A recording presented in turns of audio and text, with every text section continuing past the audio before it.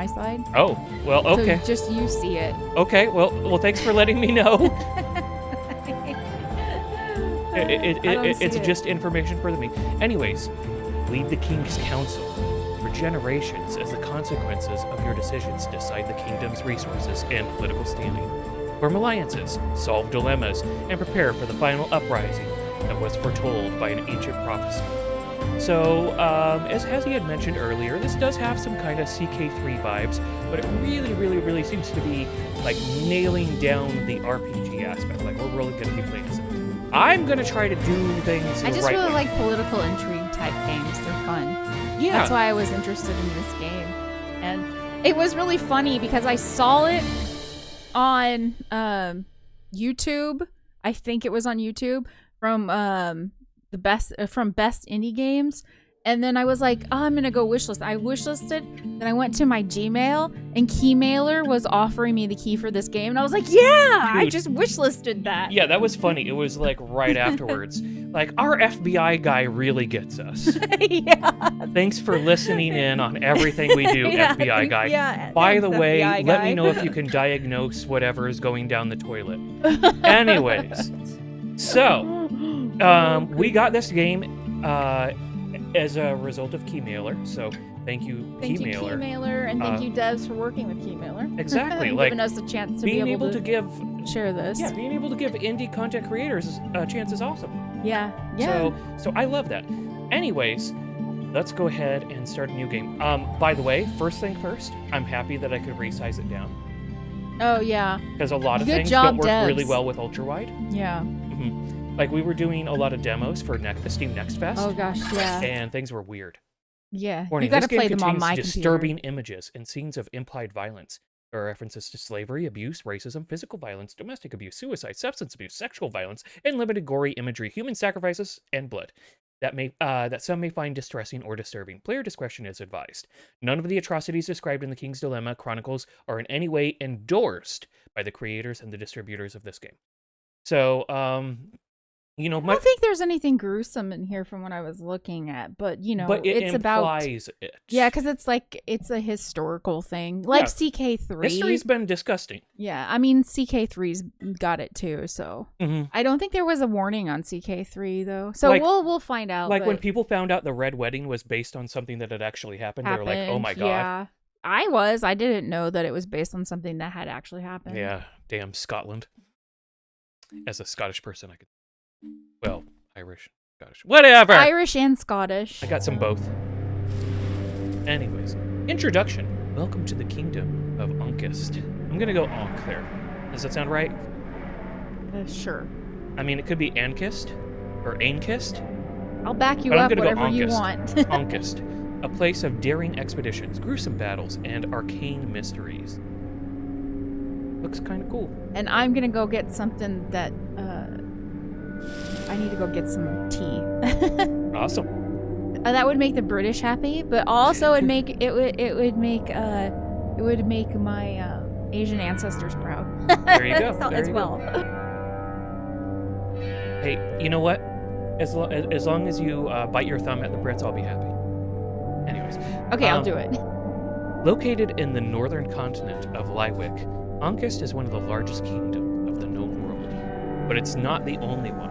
So we're going to be helping out with ruling this area, and it looks like we have some other major players in the region, various places. So we're centrally located.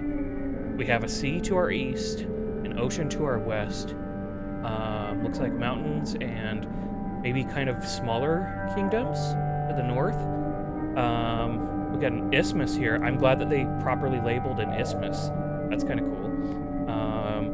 And then this opens up to, which is probably larger ocean. And then we got a desert and apparently some other kingdoms going down here. Is Sidlata? Like, it looks like the blue names are the names of kingdoms. I'm assuming. So we're right here, and I guess there's one right here. Cophius, I think that's what that is, and Muir, let's try it like that. So mostly there's others to the north of us and like one to the south. So if we're going to have to patch together alliances, having somebody up here would probably be more useful than somebody down here, unless there's like raiders, something like that. Anyways, something to be able to hold off the multiple forces that are in the north. Anyways, the Kingdom of Muir. Hey, see. I was getting to talking about that. The Northwest advanced both culturally and technologically. So if we want a more advanced group to work with, that would probably be a good one to ally ourselves with. The small and harmless kingdom of Sidlada to the south, with its stingy lands. Or stingy? Stingy? Probably stingy. Is this how you spell stingy? Or is it stingy? I should know these things. Anyways, yeah, it seems like a fairly desert empire sort of situation. Although not super. The Republic of Copius to the northeast, with commercial abilities beyond imagination. So this one is not a traditional kingdom. It's a republic. So there's some amount of people in charge. Whether those are actually nobles or the regular people, we will find out. But looks like this is where the money is. We can keep that in mind if we're going to ally with them. And I think they were in the middle, so they might be beset by enemies on both sides. The Koskian Empire to the distant east, where the emperor lives in opulence while the people struggle. Yeah, this guy's a jackass. Since I'm going to be trying to play as good people, we're going to avoid allying with them.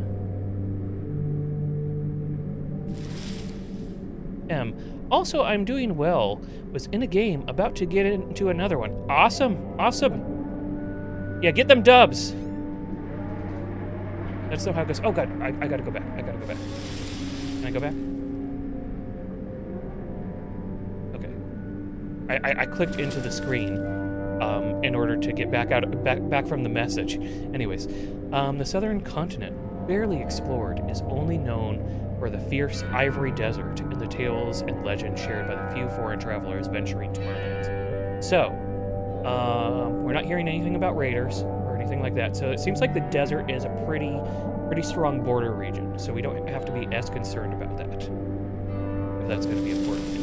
Ankist has been enjoying several decades of peace, but less than 2 centuries ago it was divided into many small kingdoms, and raider tribes conquered in wars or united by diplomacy over the centuries be incorporated as duchies or marks.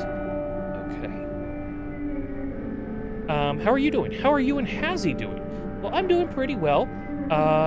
It's been a very busy Steam Next Fest. We've been getting in lots and lots of demos, and they've been going up on the YouTubes. Our kid had his wisdom teeth taken out on Monday, and we've been helping him slowly through that. He's actually taking it really, really well. Like, I was not expecting he was going to handle the shift to, squishy, liquidy diet super well. But he's been living up on the mashed potatoes. So, hey, it works. That and other things, of course. But, yeah, that's going all right. The pain hasn't really been bothering him too much either, which I'm kind of impressed. About stuff in the military, so I could talk to you about this. When I had my wisdom teeth taken out, it was right before I got sent to NTC.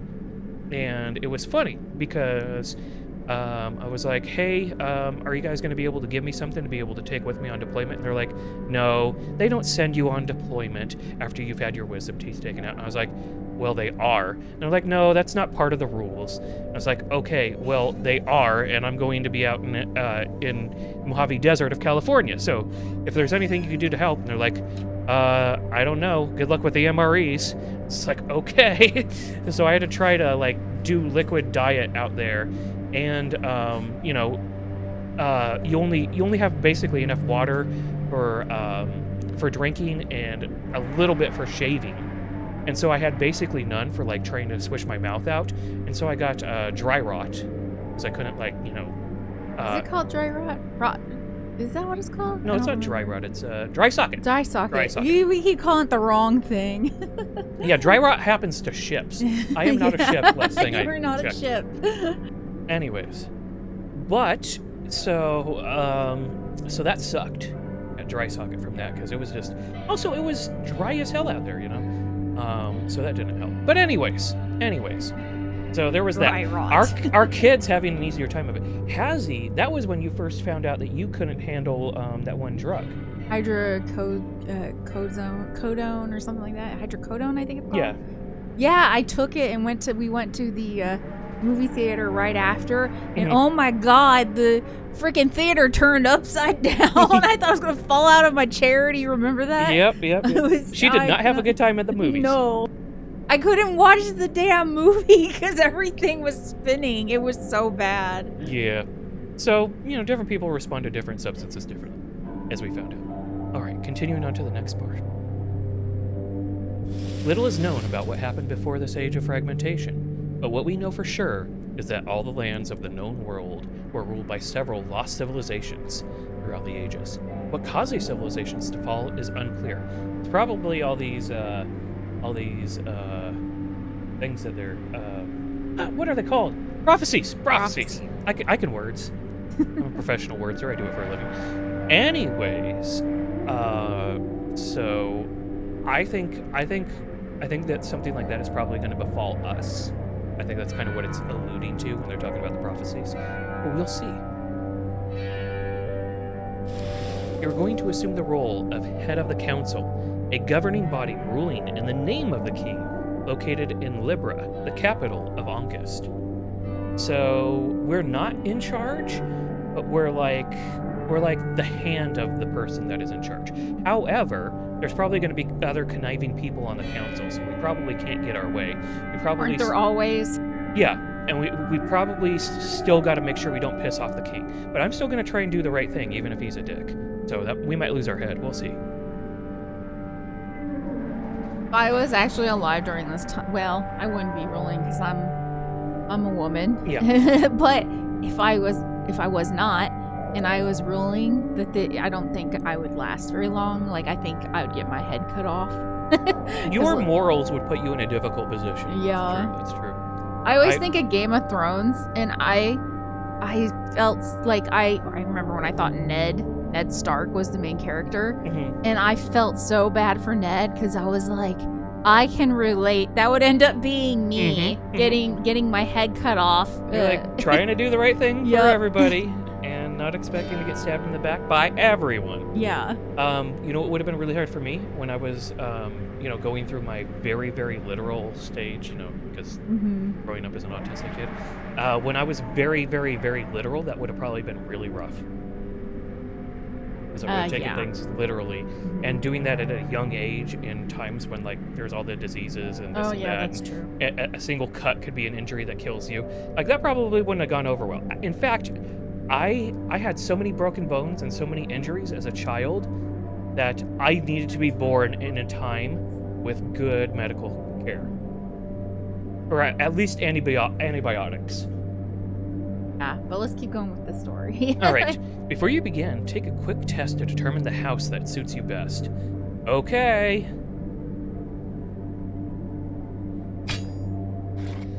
In a financial crisis, is it moral to sacrifice knowledge in order to save money?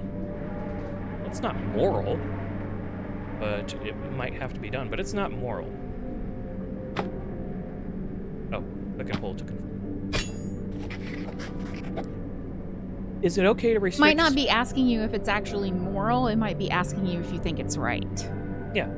Is it okay to restrict certain religious practices that clash with the established cult?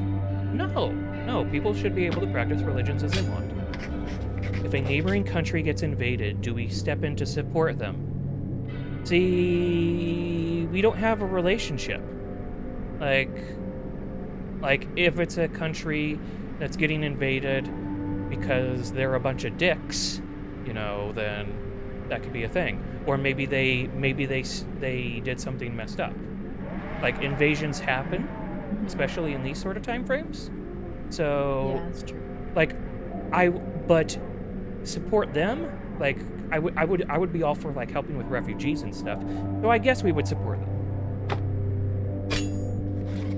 With childbirths on decline, do we strongly incentivize families to have children? Well, yeah, give them money. Now, all those things that I said do not work out very well at all in real life. You pay out the nose, and then there's no money left over. But anyways, those are my moral positions. So there we go. And also, those were very yes or no questions. Like you could get like very, you could get into gray areas of those with those questions, but that they only gave you yes or no, basically. Exactly. Like you didn't get to pick on a scale of 1 to 5. Yeah. Anyways, each house has a different long-term goal and backstory, which affects their mutual relationship and affinity. Select info to read more about the 2 houses and make your choice. So, is this a T? Tyrael? Yeah, I think so. Yes. Look to the left. Yes, it is. Tyrael. Okay. Because it also kind of looks like a J.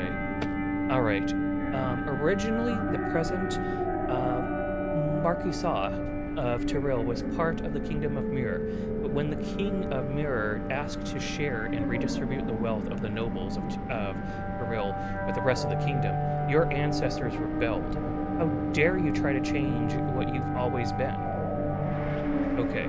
Your ancestors rebelled against redistributing the wealth of the nobles? Okay. That doesn't seem like your actual ancestors, but yeah. Yeah. Noblight is like, my actual ancestors are a bunch of crooks. But anyways. Yeah.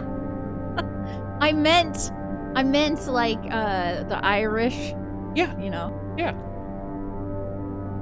Yes. Yeah. Well, mine coming from Dublin, there is a certain thing. Anyways, the nobles convinced the lower class that the next demand would be to take the children away from their mothers and redistribute them to foreigners. In a few months, a revolt sparked in Tyrol. So, our people lied in order to turn the commoners against other people. So I'm not liking this one. Plus, it's a very French word. And I don't like it. No blood is like our blood. I really don't like that. That's very, very snooty. I really don't like looking down their nose at others. So I'm not feeling this one so far. The reign of Uncas supported the revolt of the nobles, and after a bloody war in the year 143, Tyrol was annexed to Uncas, and your family obtained the title of Marquis. Tyrol has a long coastal strip washed by the CR Ocean, but is practically uninhabited. It's covered with forest and tormented by a stormy climate. Oh, that sounds like a cool place to live. Your people are terrified of the ocean. What? Well, don't live next to it. I was about to say, they live next to it and they're terrified of it. See, these are not Irish people at all. Your people are terrified of the ocean and prefer to sail in the mild and tranquil waters of the Gulf of Esoropia or the wild and tranquil river Abne. So that's up to the east, but we're in the west. You are of a very conservative tradition and have every interest in keeping the poor in misery and ignorance so that they are easily recognizable and do not mix with your pure lineage. Yeah, none of that is working. No thanks. See if the other one's better. We might get stuck with one that we maybe both of them we so won't that's like. Tyrell, and their nemesis is Allwed, which this looks like the Pope's flag when the Pope had a flag. Take a look. Pope flag. So this is a marquise as well, or a marquis is probably how it's pronounced. Marquis, yeah. Life is to be enjoyed. That sounds more like you. Yeah, I like life. I like enjoying it. Me too. Known in ancient times as the Kingdom of the Keys, the territory known as Marquisate of Allwed, or Marquisate? I'm not good at French. Of Allwed had many conflicts with equally small. That song. That's what it reminds me of. Like the only French I'm good at is the stuff for your tribe. Like Coeur d'Alene. There we go. I did it. Yeah, but Coeur d'Alene's not even the real native word because they were calling our people like Stoneheart because they were saying we Because they like couldn't trick you into like they would try to give us whenever we traded, whenever they tried to give you shitty deals. and they would And be your like, tribe was nope. like, F that. Yeah, and so then they called- started calling them stone hearts because of it. It was so stupid. I was just like, no, they're just not going to let you be ruthless. Anyways. The Marquessate of Alwood had many conflicts with the equally small but more combative kingdom of Sidlada to the south. I'm going to go with Sidlada. Like maybe it's a Spanish pronunciation. Okay. Because that's kind of what that seemed to be modeled on. Okay. Fearing an increasingly likely invasion from the south, or so they thought, your ancestors decided to join the kingdom of Ancus in the year 73, so before the other one did, making futile any conquest ambitions that Sidlada might have had. Since then, your army has done nothing but observe a boundary that has not been crossed for generations. Despite the relative poverty of your land, you enjoy life, good food, and excellent wine. But your supposed mediocrity and indolence are the object of frequent jokes and mockery from the rest of the kingdom. This has earned your people the reputation of always choosing the simplest path and looking for shortcuts. And since your family hardly takes into account all possibilities, you never do anything to prepare your territory for adversity. That's definitely not me, but I'm still liking them more than these other people who are dicks. Yeah, that's how I kind of feel about it. You too. often ask the central administration for money to protect the kingdom from the imminent Saladian invasion or other phantom threats that never materialize. You would prefer your kingdom to have less social inequality. I agree. Okay, that's us. We're Allwood, or Allwed. I really wish there was like more options to choose from. But Well, it's because we got limited by the what your answers were. yeah. Yeah. So they're up here Mhm. and we're down here. So like we're in the area that they want to be, kind of even. Anyways, let's see how it goes. Actually, can I zoom in? All right, so we got like kind of a big city that's split between territories as part of us. Well, I haven't seen this planet I before, was gonna so say, I'm these assuming are they're made made up, up. Hazzie. I don't know. Or are you saying like maybe they're from like a book or something? Yeah. Yeah, it could be based on something, but yeah. A group of scholars in Libra recently discovered that the ancient chronicles often blame a black circle, a dark rising sun, a cursed eclipse, I was about to say they're talking about an eclipse, or other similar images for causing the demise of many past empires. After observing similar clues in recent years, historians started speculating about the existence of a secret society that had been leading civilizations to oblivion for centuries. The organization is referred to as the Black Dawn. Okay, so some history on this, like why eclipses were seen as such a bad thing. Yeah. Because if there's a major volcanic eruption, Mhm. Oh. it can actually eclipse the sun. Oh, so that's why they got scared when when an eclipse happened. Yeah, Because they it- thought it could possibly be like a something bad, like Well- a volcano Well, blowing they up. didn't necessarily know the scientific reasoning behind it, but they created good mythologies that helped to understand it, Oh, okay. even if they didn't understand the why. So, like, seeing something like that was a bad sign because you would probably lose your harvest if you're not getting enough sunlight, Oh. you know, and so on Yeah, and so that forth. makes sense. Like, gosh, because all these people were complaining about 2020 or 2019 being the worst year ever or whatever. Yeah. And it became a big deal. Like, people were like, no, let's talk about 532, because there was like tons of plagues Yeah. and freaking just all sorts of craziness that happened, and a giant volcanic explosion that ruined crops, and a whole bunch of people freaking just lost everything. Millions died all over the place. So there's reason for eclipses to be looked at in a Yeah. certain way. Normally not a traditional eclipse though. But anyways, it's not like people know the difference I in don't. many cases. They I weren't, mean, I don't. they weren't studying the heavenly bodies in a distinctly scientific way Yeah. in these sort of Middle Ages timeframes. In classical times, they did, but in the Middle East, they still did. Like Oh. Baghdad, Cordoba, they did. But anyways, carrying on. Some think they are a force of chaos. Others view them as an engine for creative destruction. and some view them as the heralds of a new dawn, harbingers of progress and change. Okay, I like that stuff. Whatever their true nature really is, it seems that a huge battle is coming. So I think I could probably use those people, in order to achieve the ends of making a more just and equitable society. But they might be instead using me, so we'll find out. As head of the council, you have the power to shape the future of this kingdom, but the Black Dawn is lurking in the shadows. Its existence is threatening and yet intriguing. So, how did I come to be in charge of the council if I'm from some backwater? That's interesting. Maybe the king likes us. We gotta find out how we became in charge. Your role is to inform the king about the decisions of the council, but it is within your power to alter them if you so wish, provided you have enough power. It's time to begin. A new king is about to be crowned. How will the future of Ankist unfold? Okay, so our position is not based off of the king's decisions.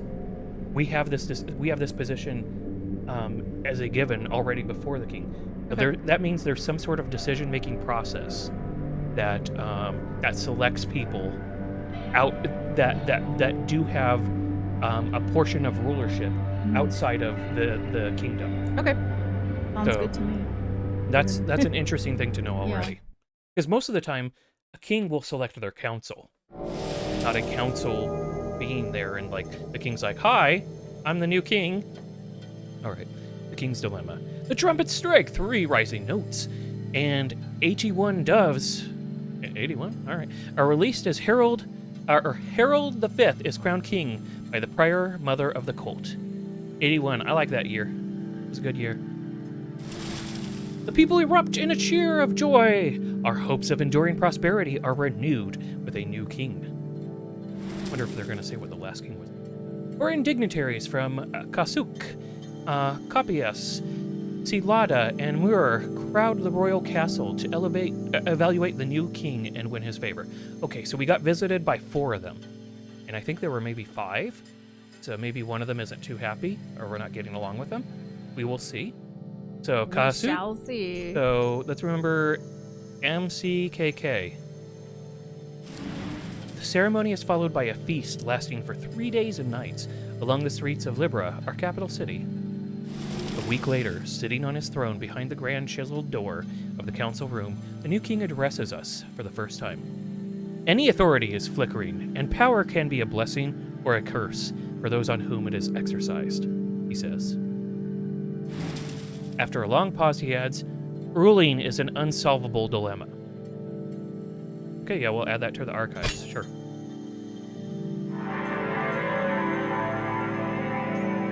The Eclipse keeps track of 6 storylines of the King's Dilemma, Chronicles, advancing with each story chapter. When all storylines are completed, the Eclipse will end and the uprising will start. So we can't prevent the uprising. So as we know that it's coming, we need to try to make it work for us. Okay. Or at least not work against us as much as possible.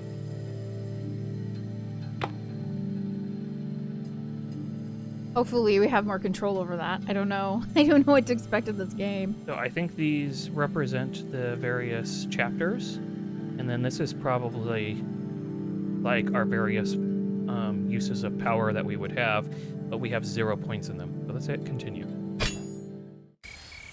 All right, this is the map of the kingdom. From here, choose your next dilemma from the sidebar. Change the zoom level between the entire continent, the kingdom of Ankist, and the capital city of Libra to reveal all available dilemmas. Okay, so we got all sorts of problems. The 5 resources representing the status of the kingdom: influence, wealth, morale, welfare, and knowledge. Every dilemma will move 1 or more of these resources, changing the stability of the current reign. Okay. So we want to hold in the middle, it looks like, because we got a skull here and a skull here.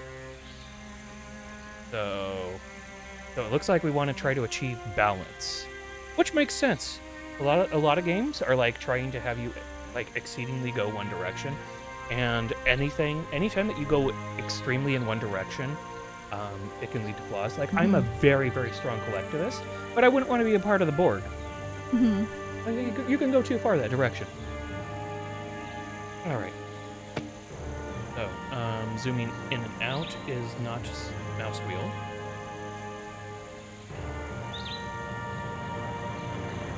So we can hover over stuff. Hi, Thorn. How are you doing? It's good to see you. So that changed to that. Hey, Thorn! We are humans. Happy Friday. King's Dilemma and Torque, King's Dilemma and Golden Harbor. I see. And then we can go to the world and see stuff. Oh, wow.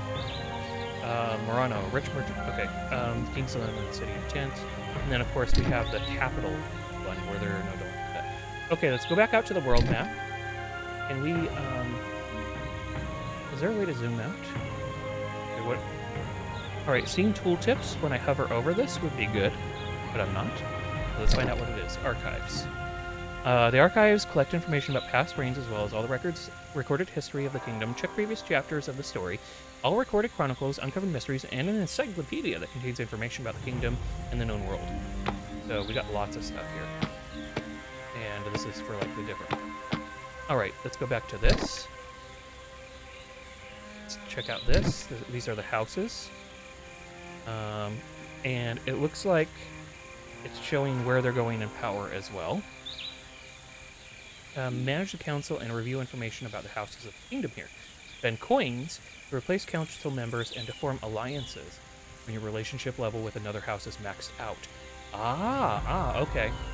So whatever we do, we need to find somebody that kind of agrees with us and get rid of these ones. Because these guys suck. Yes. We seem to be in an early spring. Might be a fall spring. Well, what do the ground rodents say about that?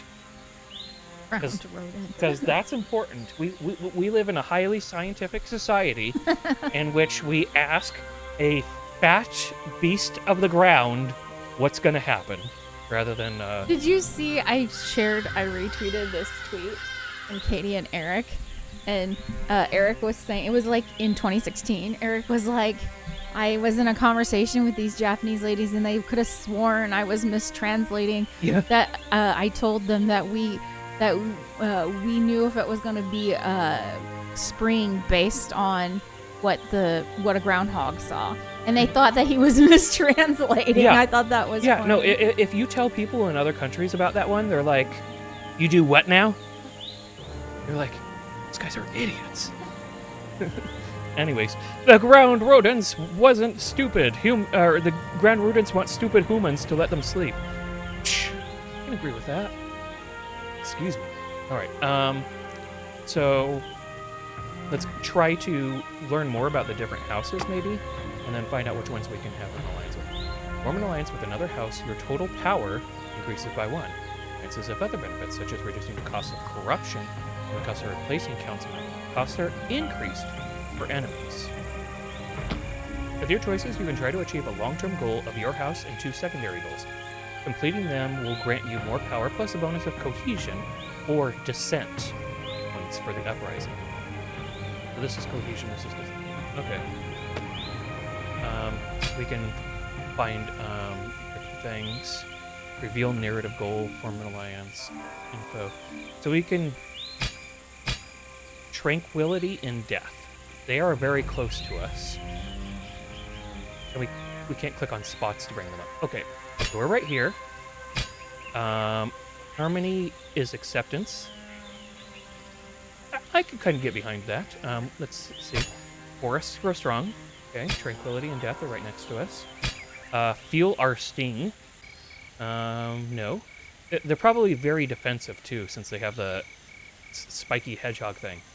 The spiky hedgehog's cute. Work is life. And they got a lobster. They're all about fishing. What we choose echoes in eternity. They're kind of close to us. But they're very focused on the future. Nothing is as it appears. Okay, sneaky people. No blood is like our blood. These are the fancy bastards who we are the nemesis of. Or we are the nemesis of each other. Hit hard, we can take it. Torque, and there's a pig with wings that says Torque. I They did that on purpose. Come Pork, on. the other white meat. They did that on purpose. What's their saying? Or do they not Hit have... hard, we can take it. Oh, that's funny to me. I don't know why. Thorn said, groundhogs and woodchucks are the same animal. How many chucks would a woodchuck chuck if a woodchuck could chuck wood? Who knows? We keep demanding they predict the future for us. I don't know, but that's a I'm good now point. on Team Torque. Okay. Rhymes with pork. Since Hazzie's interested in the torkers, and she wants to get to torking, Oh no, are they really the best? let's find out though? what they're about. Yeah, I was about to say, I seeking don't know if support they'll from be a the bigger and best. richer country to help contain the frequent assaults of raiders coming from beyond its unclear northern borders, Torque joined the Kingdom of August in the year 75. It is a poor place where the central authority struggles to survive, tormented by incursions from barbaric Skaram tribes that live in the hills at the foot of the Hola Fuar Mountains. If Libra and the whole of Ankis can sleep peacefully, they owe it to your brave and proud people, forged by many battles and the hostile climate of your territory. Thick clouds cover your homeland during winter, and extremely long nights produce endless horrors. Animal carcasses are found ripped apart in unnatural ways, remnants of dark Is and this the obscure wall rituals. from GOT or something? Yeah, basically. This is the north. The obscure rituals perpetrated by ominous cultists are found in the countryside, and shadows agitate the vast forests. Porkins, however, are not intimidated and always react to any threat in the same way, by fighting. The courage and resilience of your warriors is also incarnated in your family, who have joined its warriors in battle on the front lines for generations. You often lead hunts for cultists and other horrors to protect your population. Despite your fighting skills, you never find pleasure in taking someone's life, and you fight only to defend your people. Yay, Brandon. Thank you for the 4 years. Seriously, that's a lot. Jeez. No. Wow, Brandon, 4 years. That's No, awesome. we are not tired of you, and we love having you here. Seriously. Tired of Brandon? Heck no. More like we love having you here. happy about Brandon. Yes. Anyways, everyone does their part in Torque, from the warriors to the priestesses, who often go to the battlefield to bless the soldiers. In some rare extreme cases, they even join the fight. Your aspiration is that everyone would unite to fight the horrors and the dangers that infest the world, and that the Torkins are not left alone to shed their blood to defend it. Okay, they're pretty reasonable. I mean, unfortunately, it seems like they respond You can add a year because of Facebook. You are welcome to add a year because of Facebook. The Facebook year counts. That counts. The Facebook year I think definitely that counts. All right. We already know these people. So we can let's find out if there's others that we can form an alliance with. All right, the Dukes of Solid. Nothing is as it appears. Your family was the last to surrender during the war between Marcus and Mur in the year 143. In order to keep your people extremely loyal from a rebellion, you received a royal pardon, and when the control of your territory was moved by Mur to Ankis, you were given the title of Duke of Salad. So, these are like the last people to join. You are dreamers and visionaries, and your engineers build the best ships in the kingdom. Your people have always had their eyes fixed on the immensity of the ocean. Your sailors and carpenters are much sought after, even on the east coast of the kingdom, and it is said that a boat built in your arsenals can escape unharmed even from the worst storms. The libraries of the kingdom are full of school children from your duchy. Merchants are always ready to embark on long journeys, more for exploration purposes than for profit. Yours is a family of poets and navigators rather than nobles. You're often depressed. You are convinced that it is in the darkest moments that the deepest ideas and the greatest works are born. Throughout the history of the Dukes, you have never ceased to ask yourself what lies beneath the appearances, and to fight so that your Makrisa leaves a mark in its history, revealing the true essence of reality. Rowan, your capital, contains the best preserved relics of the Salon Union from the whole kingdom. There are also many ancient ruins of the Sabian. They might be okay. No, they seem okay. They seem okay. I can get along with that. Yeah. They're okay. Alwyn. Mild climate as well as the safe and favorable geographic position of the Duchy of Alwyn enabled its rapid economic and cultural development. What we do echoes in return. Your family has always pushed for strong investments in technological research into alchemy. Despite having excellent carpenters and your fair share of coastline, you don't have a strong tradition of shipbuilding. Your people do not like to leave home, but they constantly try to make their houses more welcoming and safe. The region has produced many famed scholars. and their knowledge has been applied most of all to agriculture and medicine. Among the great inventions your people produce are some of the most innovative treatments for human and animal diseases, fertilizers, and pesticides. Meanwhile, your great architectural works, such as a very efficient mill, sturdy embankments, and irrigation canals, have transformed your territory into an enormous barn that feeds most of the kingdom. So this is High Garden, if we're going to be making comparisons, like Game of Thrones, really. Yeah. The wealth and well-being spread across all social classes thanks to your architectural and alchemic advancements. Okay, I definitely want to work with these people. Advancements have predisposed your family and your people to accept novelty and whatever seems to bend the laws of nature as potential resources for improving society. You firmly believe poverty, famine, and all diseases can be eradicated from the kingdom through ingenuity and knowledge. Okay, I'm really digging them. I like them too. You should And read they're chat before you read the next thing. They're close by. I thought what I said was Do Born- Twerkins twerk with torches in their hand, and then do we twerk dance? You know what? that's funny. I'm pretty sure they do. I think we're going to see that part in the mini game. It's not going to be part of the. Twerking, baby. You're reminding me of our kid. Brandon twerks with torches. That's a talent, Brandon. You're reading a book today. So Brandon, screenshots or it didn't happen? Screenshots, Brandon. Okay. Let's go ahead and take a look at these ones.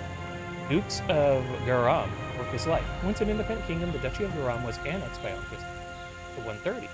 After an army of that kingdom surrounded the capital, Port, also known as the Lobster People, you are capable traders and hard workers. You are constantly busy, and you spend so much time complaining that you have no time to enjoy the fruits of your work and prosperous land. Okay, they're not going to like us. You're obsessed with the fact that life is too short. Gammon people have developed a special sensitivity for beautiful and luxurious things. You take pride in your efficiency and prosperity, and you often complain that you pay too much tax. You feel that your relationship with the central administration of the kingdom is only one way. You give so much to the crown without receiving anything back but taxes. From the outside, you are seen as demanding, arrogant, and fussy, but also elegant and sophisticated. The capital is clean and secure. All your people, including you and your family, complain that life ends too soon. You would give anything to have more time to enjoy the wealth you accumulate in your hard-working life. Okay, so these people That is not your only talent. We don't allow our friends to talk bad about ourselves here. Nope. You're a Florida man. I mean, that's very talented. You have survived as long as you have? Yeah. Come on. Right. Yeah, you're doing good, Brandon. All right, so we're not going now. to get along with them, I'm pretty sure.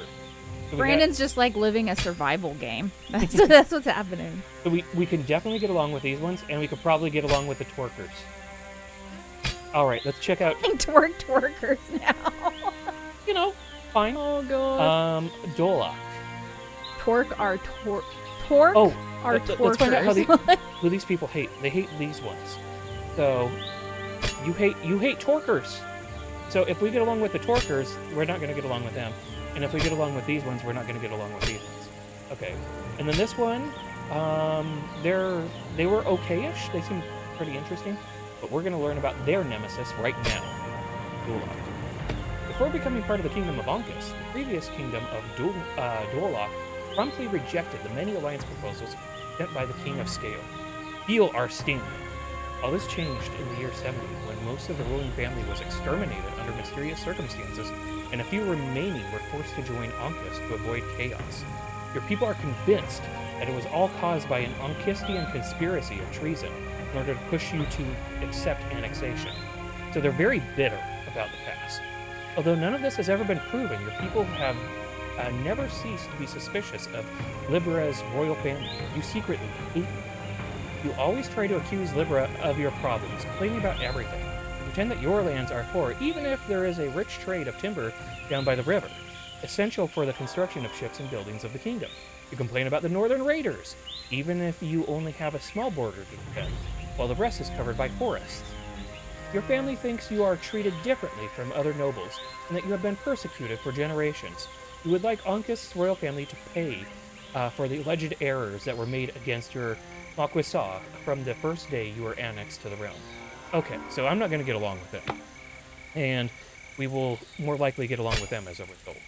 Alright, what's up with these ones? They don't like the people right next to them. Prawn. Tranquility. Tranquility and death. What is known as the Marquesa of Kron was once the heart of an ancient Sabian league. Yes, thank you, Hazzie. When it was at its peak in the following centuries, it fell into disgrace and became a poor country. But all this changed after you joined the Kingdom of Ankist in the year 120. They're happy about joining. Your family had the opportunity to invest in mills and vineyards, turning your people's fortunes upside down. The wine produced in your land is famous for being the best in the kingdom, also known as Drunk Skull. Kron has a terrible reputation for the bloodlust. The neighboring kingdom of Sidlada often complains of constant raids, supposedly carried out by Chronards. Even if your family puts responsibility for these attacks on the bandits of the southern steppes, the raids are actually carried out by your troops, disguised as raiders. Wow. Who often rob the merchants of that small, poor kingdom, tormenting its people. Okay. Even desert nomadic raiders dare not approach your borders because of your sinister reputation. The people of the other Ankist duchies and Marquesas believe that Kron is a den of cutthroats and publicly disapprove of raids, but secretly they are grateful for your existence because you guarantee the security of the southern borders. However, they hope that you never completely take out the external enemies so that your appetite for violence is never satisfied. Okay, so they're right next to us, and yeah, Have they're some Kron they're sauce kinda- as your pork chop. oh my god. You didn't see us in chat going off while you were reading. Y'all are going crazy. All right. Forests grow strong. These are the ones that don't get along with them. Along the Aeontus, the Duchy of Coden formed the original nucleus of the Ankist Kingdom. The boundary between the two, the Emmerich River, and the fact that Coden was for Aeontus the natural outlet to the sea, led them to trade and give each other mutual support, which quickly resulted in a strong alliance and eventually a unification. The old Tree King, your ancestor, had no male heirs. When his daughter married the son of the kingdom of Aeontus, their heirs joined two kingdoms, and the first seed of the kingdom of Ankist was placed. So this is basically like what happened between Castile and Aragon when they formed Spain. Oh, yeah, you're right. Because of this, your family has a privileged relationship with the royal family. When you join, you do so as an equal, and as such, you wouldn't be vassals of the crown. At that time, the unification between Aeontus and Coden led the newly formed Ankist kingdom to become hegemonic over the other small neighboring kingdoms, but they were at a higher place. You always rely on the royal family of Aeontus for your protection, preferring to invest in trade and agriculture rather than in arms and army, a strategy that has been successfully tested. Being right in the middle between fertile lands and the fishing sea of Chile, let's go with Chile, your people rarely suffer hunger, and your family is one of the richest in the kingdom. You have a reputation of being hospitable and friendly, but are also decadent and unmotivated. I don't like them. I understand the being unmotivated part. I get that. Get that. And Not the people that are like, work is life. I was like, really? yeah. Are you kidding me now? And then last but not least is blooded. Or bloodine. We call Harmony it is Chipotle acceptance. instead of chili. Okay, let's call it Chipotle. Bloden was once part of the Kingdom of Mur, but in the year 143, its territories passed under the rule of Libra after Mur lost the war against the Kingdom of Ankist. Who started that war? They're not saying. Look. You didn't outlast this change. You are not great warriors, and you prefer to obey the laws of someone else rather than face war. It is not difficult to understand why your territories overlook the Gulf of Esoropia. The climate is mild, and you have an abundant harvest and flourishing business. Your people are hospitable and open, for almost nothing ever happens in your duchy. Foreigners are welcomed with curiosity rather than suspicion. Blur, your capital, has a large square as well as numerous paved streets, all remains of the ancient Sabian League. The great lighthouses of Cape Diaz was carved from the ruins of an ancient building dating back to the time of the Union of Ceylon. The abundance of time and availability of resources allows your people to have a marked spirituality and a higher level of education than the rest of the kingdom. Your family is often a patron of the best artists, philosophers, and scientists. You are convinced that harmony can be achieved through the union of well-being, religion, and science. Okay. So I that's, like them. so- I think they're good. so they seem pretty chill. These ones seem like really, really good. Like, as far as I can totally get behind that. Okay. Twerkers are fine. Workers are fine. And Salad seems to be fine as well. Out of the... What, we've got 6, 7, 8, 9, 10. So this is us. This one's fine. Pork. Their saying should be the other white meat, to be honest. All right. Out of these two, I take this one. Out of these two, I take this one. Out of these two, I take the Torkers. Out of these two, I am this one. And out of... Oh, okay. No, I can't get along with these ones, because these ones don't like them. They have a lot in common, though. How do they not like each other? People. Maybe it's because they're right next to each other and they're kind of doing the same thing. Maybe. Who knows? All right. So, if I build up alliances, where are we going to have an alliance block at? It'll be here and here. That's way out of the way. That's way out of the way.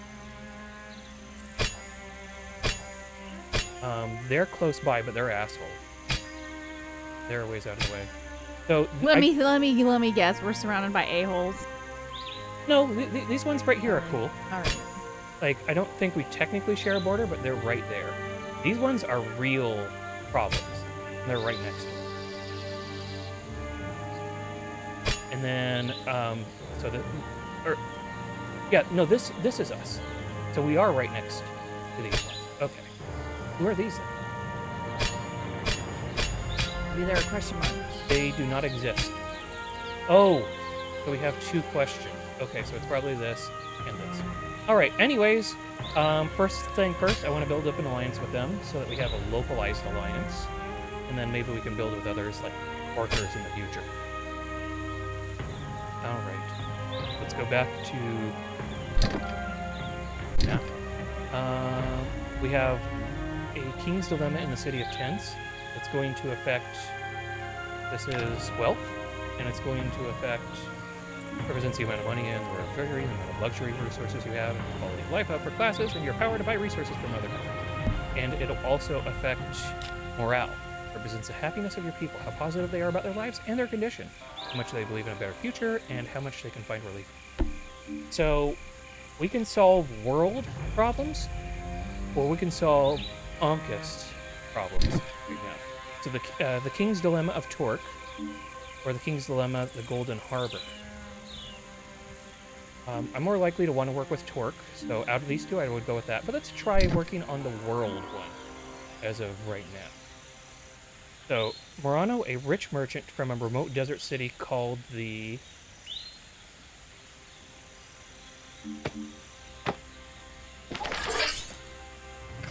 Morano, a rich merchant from a remote desert city called the City of Tents, wants to negotiate a lucrative trade agreement. Among his samples of goods is a slave concubine in chains. He claims the woman comes from a desert temple that allegedly hides the Golden Map, a fabled item we've been seeking for decades. Many of our people are against slavery. Do we force Morano, a rich merchant, to free the slave? I'm gonna do the right thing. But, probably gonna cost us money, so we'll see. Solve a dilemma, use your power to make the final decision after the council has gone through the voting phase. Approving the majority is free, but subverting it will cost you power equal to the difference of votes between +1. Be careful if the power reaches 0, the current reign will end. Okay. Solving the dilemma moves the resources on the track, as predicted by the red and blue gate, by which the resource moves will be revealed after. Okay. So everybody, or we have 2 eyes with us, or 3 eyes, and they're actually with us even though they disagree. And that's going to move our morale up and move our income down. And then we don't know how these ones are voting, I guess, or maybe they're just not voting. But yes, we are going to free the slave. Yay. Can't tolerate slavery. We force the merchant to free his concubine and send him away. This compromises our trade agreement, but our people rejoice that we're fit up for the gold. You're gonna turn into like Arneris. I hope not. Well, I'm not a dragon, so Yeah, we don't know that yet. hey, don't light me on fire to find out, okay? Many are also excited at the prospect that she may reveal the location of the mythical golden map. Legend says it leads to an endless fountain of liquid gold. Okay, so maybe something cool comes out of it monetarily. Solving certain dilemmas will have permanent side effects on the kingdom. What happens, a chronicle will be registered in the table above. Resource. Their effects, either positive or negative, are applied to the corresponding resources at the beginning of every reign.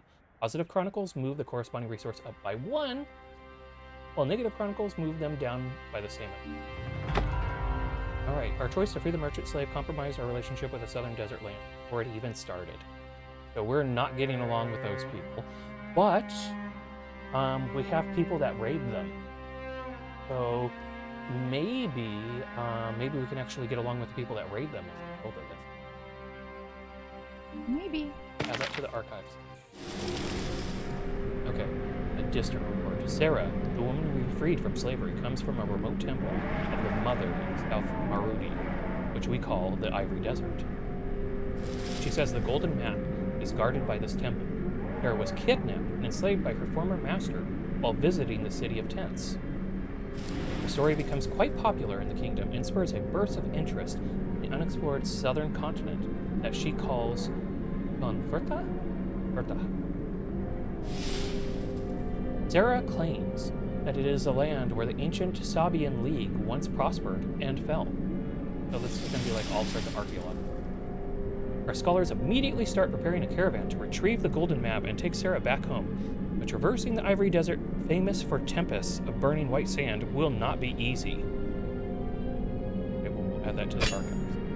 We can some stuff to help with it. Alright, so we've moved forward on one of those things.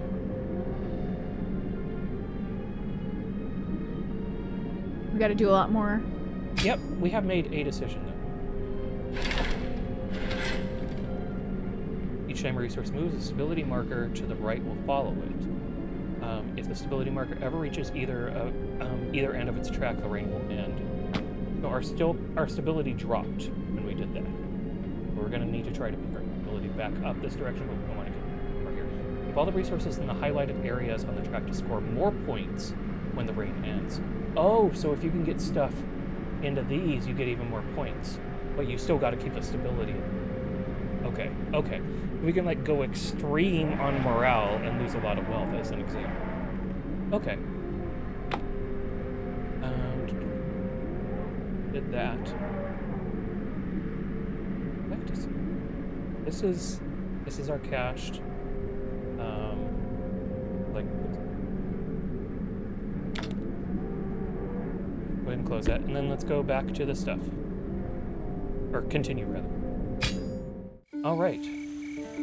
So we have a distant reward here at the Isthmus. Night Thorn, thanks for the lure. Take care. Take care, Thorn.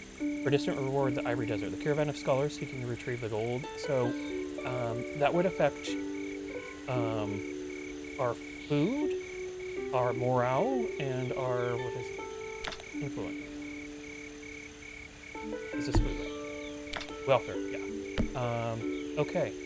So that one seems okay. And then this one, this would affect our morale and our influence. Or we could start going with local stuff. So I'm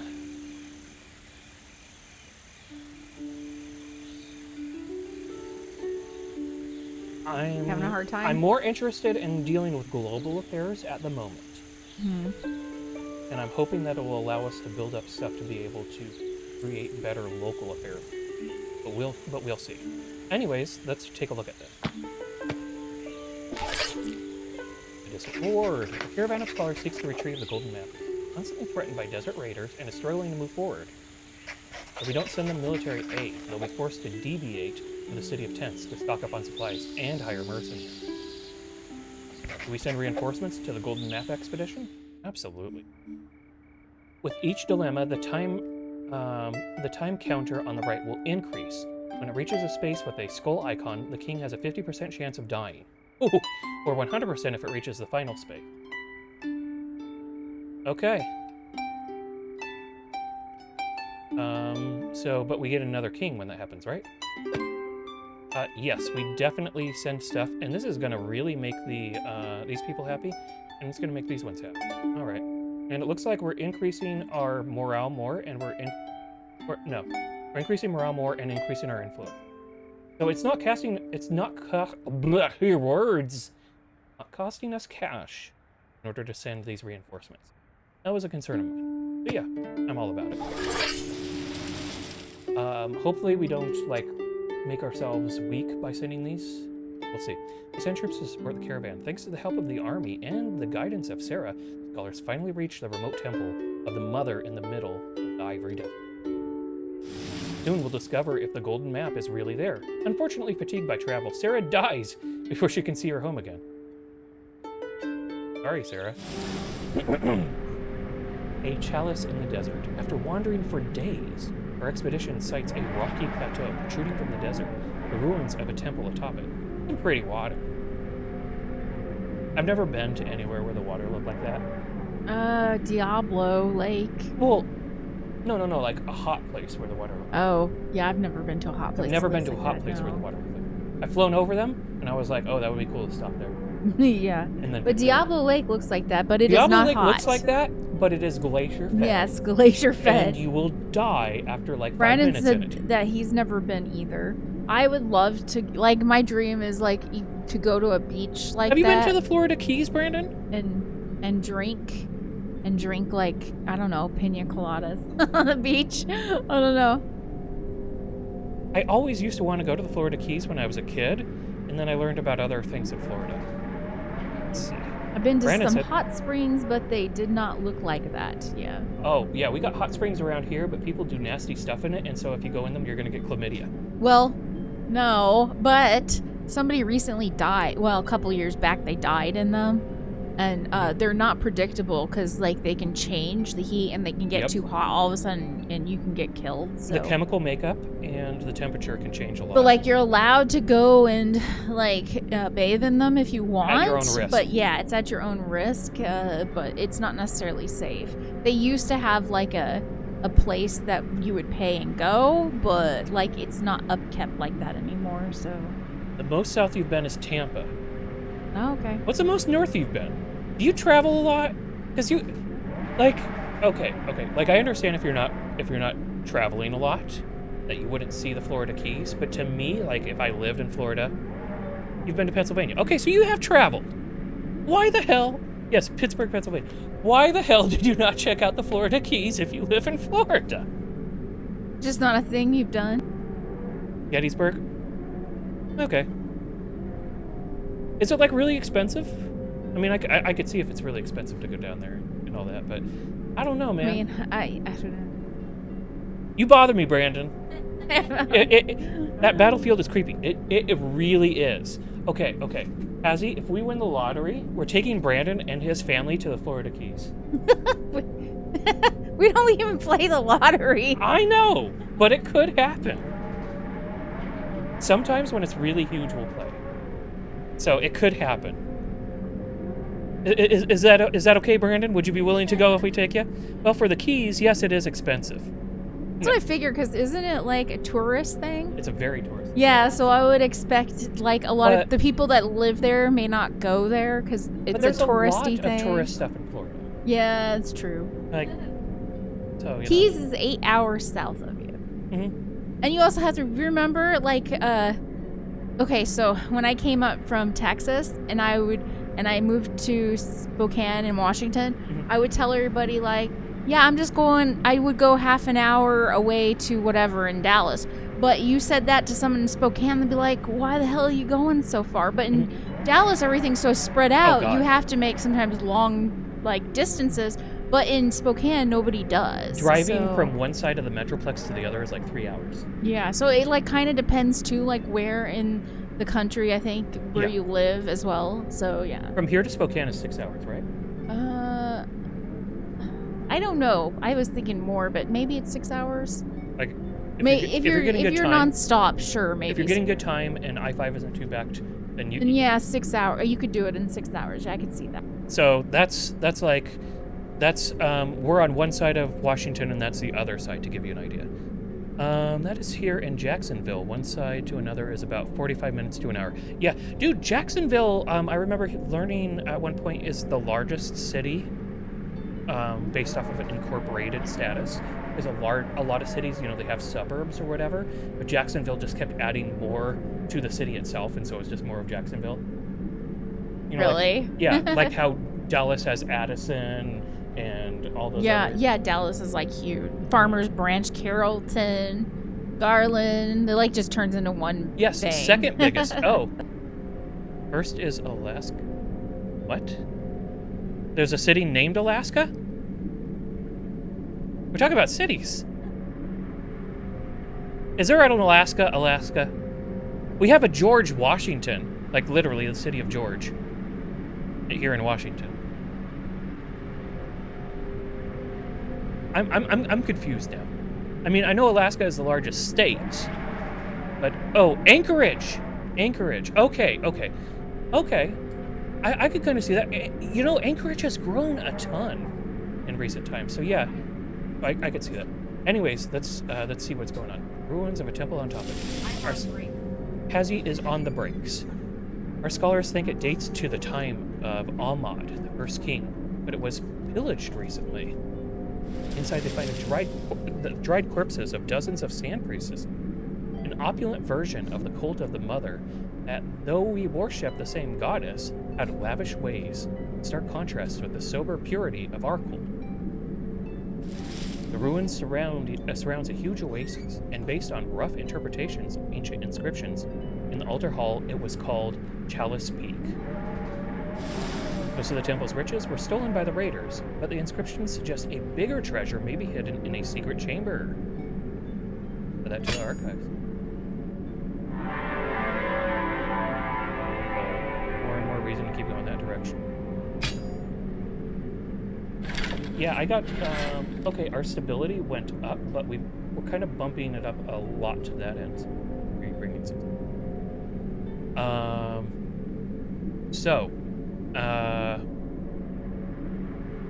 I have a buddy that lives up in Wasilla, which is kind of famous because of Sarah Palin. He's a friend from the mill station. Anyways, like, and then there's a lot of people here that work like in Seattle, or that live in Seattle but work in Alaska, or like in this region. Like a ton of the people that go up and work in the timber industry live down here, and then they'll head up for like, you know, some number of months. Same with crab fishers and other stuff like that. Like they won't live up there; they'll live in this region and go and work up there. But yeah, it's really grown a lot. Yes, Jacksonville is its own country. There's no separate country or county city. Oh, so it has its own whole thing. That's kind of cool. Way to go, Jacksonville. And they got jaguars too. So, all right. Your moral alignment determines which rewards you'll get at the end of a reign. The rewards can be coins, prestige points, and or crave points. Okay. Well, it looks like we're going towards prestige as we continue this. Our morale is going high. Keep that in mind. Resource tracks. The resource track highlights the target area or points. The more resources in the target area, the more you'll be rewarded. Above the resource track, there is a preview of your reward based on the current position of the resources and your moral alignment. So, we're currently at 0, I guess. And let's continue on to the next thing. All right. So now we got a bunch of different chalice stuff, and we still have those ones. All right, this one looks like it's going to affect learning or something?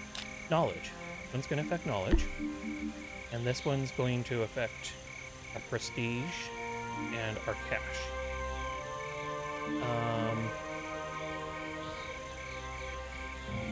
Mhm.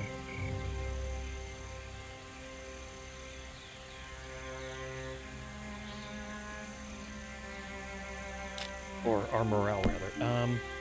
I think we kind of need to balance stuff, but let's do this. All right, I still want to finish the chalice in the desert thing. A huge collection of golden items has been found inside, or our scholar sent us a transcript of an ancient text. Well, let's get the cash, man. We deserve it. We can help our people with it. A huge collection of golden items has been found inside a secret chamber, hidden within the ruins of the Chalice Peak. Ancient scrolls, golden statues of the Mother, jewels, and the golden map. Oh, we found it. Some fear taking these relics away could unleash a curse upon us, but leaving them could lure many desperate fortune seekers into the desert. Do we collect the golden map and leave the treasure behind? When you vote against a council member, your relationship will worsen and they will eventually become your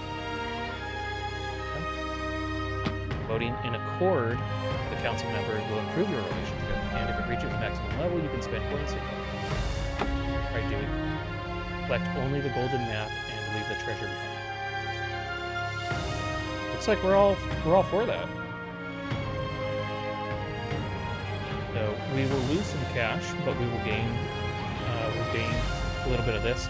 That can help us. That might lead to more balance.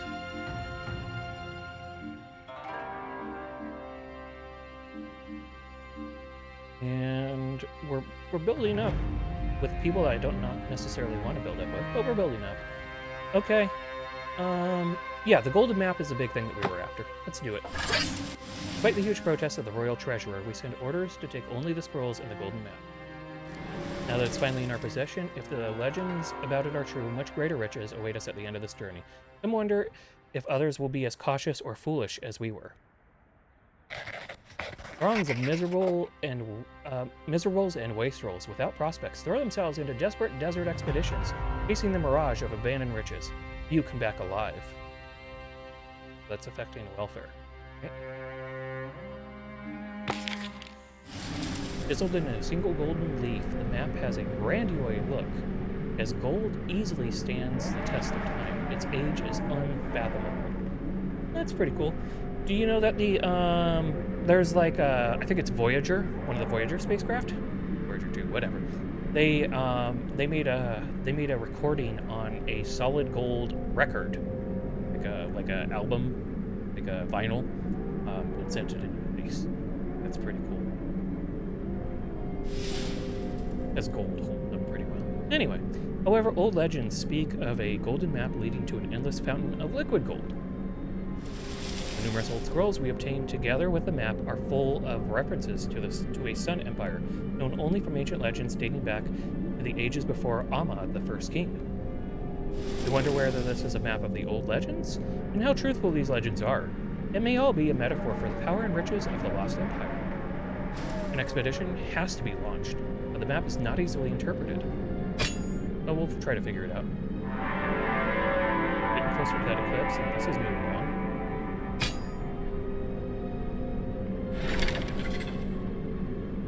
Oh my god. Our balance is really getting out of there. If a resource is moved twice in a row in the same direction, it will move one additional step. The icon color will show you the last direction the resource moved. White if it moved up, black if it moved down.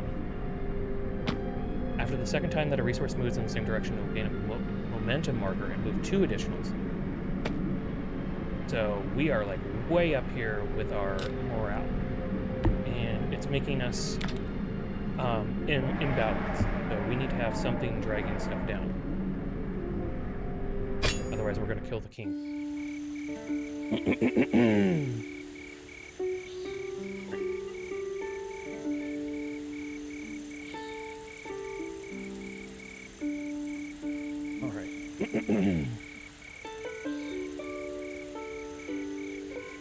Maybe we should take a look at other ones, see if there's anything that can help bring. Our cartographers can't agree on how to interpret. And it's not showing. We have here, we have the King's Dilemma Park, Golden Harbor one, Trunks, and on the world stuff. nomadic tribe. We have Ivory Desert still. We have the 2 Chalice thing. The mosaics discovered at Chalice Peak could help our scholar sent us a transcription of an ancient text. So, I think we probably want to do the other thing. Let's do this one.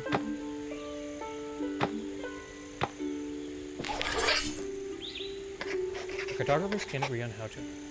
There are 2 possible paths. Which route should we take?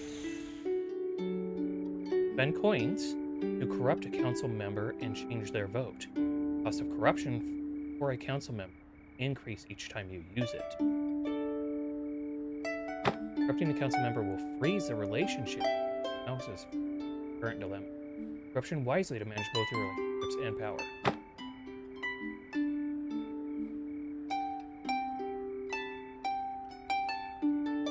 Okay.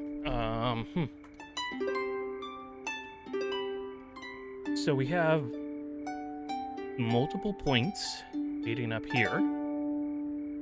We have some hilly looking stuff and some mountainous looking stuff. Or this is like river flowing to a certain area. Saying that maybe the point is here. This looks like a raised piece of ground, like a plateau. We have nothing to be able to read. Let's see any of it.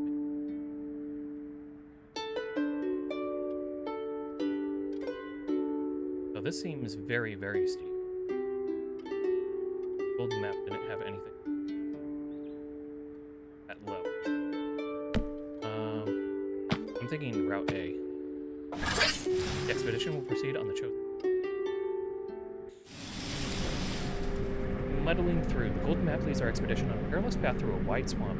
Thick gray mud makes going forward a difficult and slow process. Every once in a while, the huge ruins of an ancient aqueduct decorated with the effigy of the sun rise from the stagnant waters, the vestiges of a lost civilization. Oh, that's cool. Got taken over by the jungle. That's cool. Many explorers lose their lives falling into hideous quicksand, poisoned by colorful reptiles, paralyzed and consumed by carnivorous plants, or stung to death by swarms of insects. Well, sorry? Some even break down and try to run away, only to be mercilessly executed by the leader of the expedition. Many wonder if the swamps will ever end. But albeit slowly, the expedition keeps going on.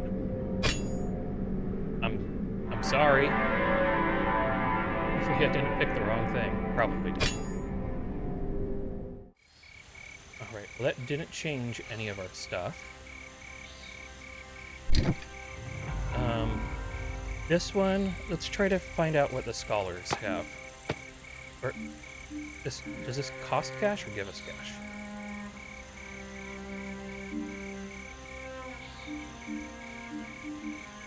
Looks like this might cost us cash. I am the back. Yep, that cost us cash. Okay, I know what that means. Our scholar sent us a transcription of an ancient text engraved on the wall of Chalice Peak. Suggests that the Mother waged war against the Sun Empire for legend to free the world from its corruption and brought about its downfall. However, in doing so, she accidentally gave birth to a cursed black eclipse. Many think it should be dismissed as heresy. Do we verify the plausibility of the engraved text?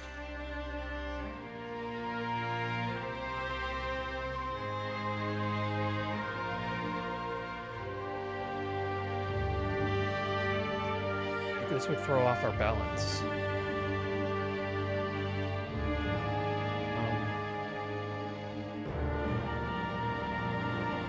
I think we gotta...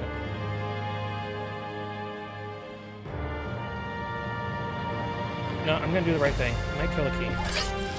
Our scholars searched the royal library for more information from before the time when we first came. While they find no further reference to the Sun Empire, the image of a black eclipse that brings powerful societies to ruin is a reoccurring theme in ancient chronicles. Alright, we're killing our king, it looks like. We verify the plausibility, goes aye. The king has abdicated. End of the reign.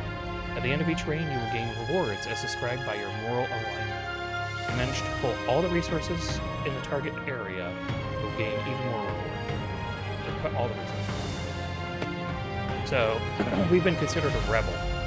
We got one for every resource in the upper area of it, one for every resource in the lower area, an additional one, and additional.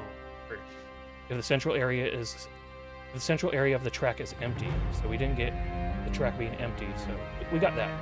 So far we're a rebel. We got a little bit more of our authority. Then we got some cash out of it. And this is where we're starting out. We're going to get a new king now. Choosing your heir. At the end of each reign, you'll have to choose the moral alignment of the heir of the head of the council. The longer the reign, the more moral alignments will be available. Okay? So, rebel and extremist.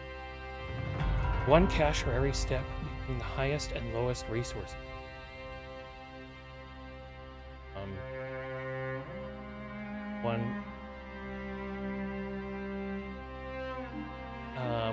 One for every resource. Okay. Yeah, I'm gonna continue with rebel. Alright, spend your prestige and crave points to prepare for the uprising. Each preparation shows its rewards and the required number of reigns completed. Rewards are collected at the beginning of each after you complete the preparation. Additionally, most preparations unlock a dilemma that you will face in the uprising. Okay, good to know. So we've unlocked some stuff. Build a royal treasure room. Research Libra's geology. Okay, so we can't do this one because we don't have enough stats. Studying the terrain around the capital of Ankis will allow the construction of underground structures and tunnels.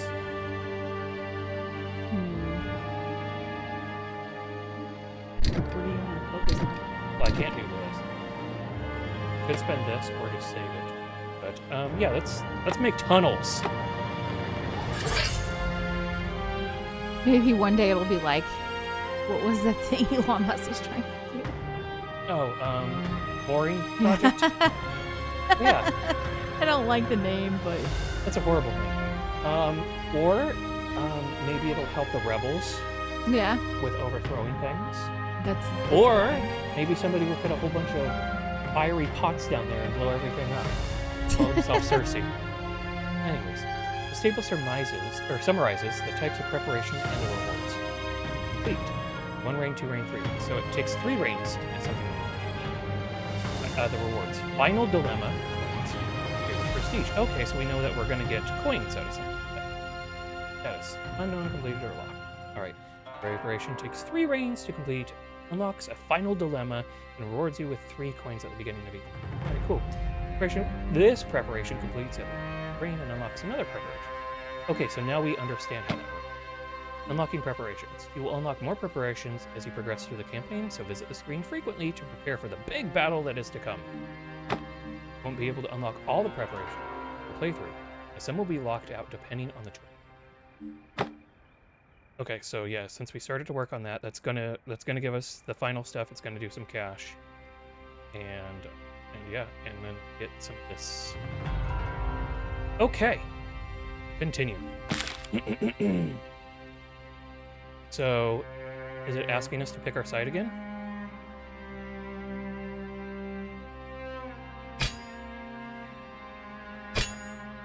Foster society of equality in the kingdom, build a great orphanage, defend the Asher brothel. Okay. Yeah, that's still us. Oh, it's just giving us an idea of where everybody's at with us. Okay, so we're getting along with Bloden really well. But I want to get along with Olwen. Not getting along with Coden. There's nothing here. We're getting along with Cran a little bit. I want to get along with him. Our ultimate nemesis doesn't give a damn about us, because I guess we've been getting along with their choices. Torque. We're not porking the torque. We're twerking the pork. Pork. So He said twerk. Torque. we've lost one with them, and we've lost torque to twerk. But Dulak, we are building up a little bit with. So, that's a thing. All right.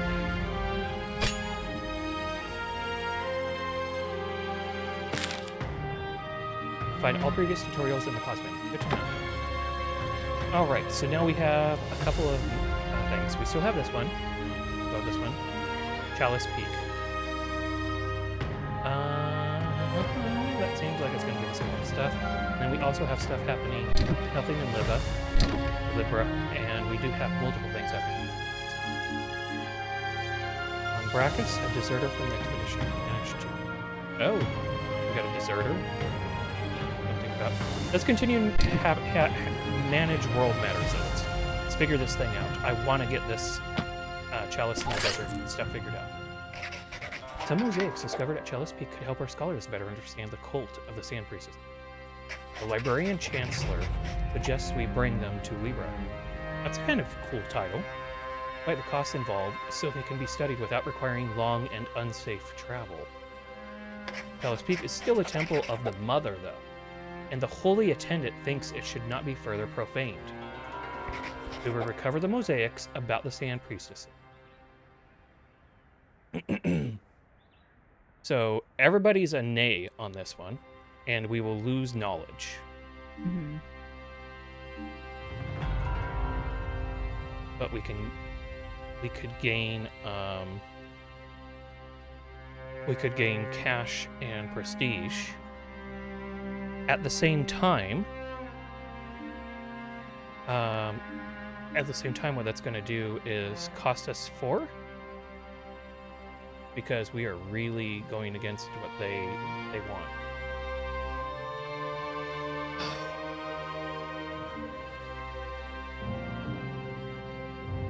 I don't know. So, what do you think about this? Should we take the mosaics in about the Sand Priestesses, and that would be kind of defacing the holy place, but it'll save us money, and it'll give us prestige. Because it'll be, and our people won't have to like travel so far in dangerous stuff in order to discover it. Or we can just say, F it, we keep them there, and then we lose knowledge.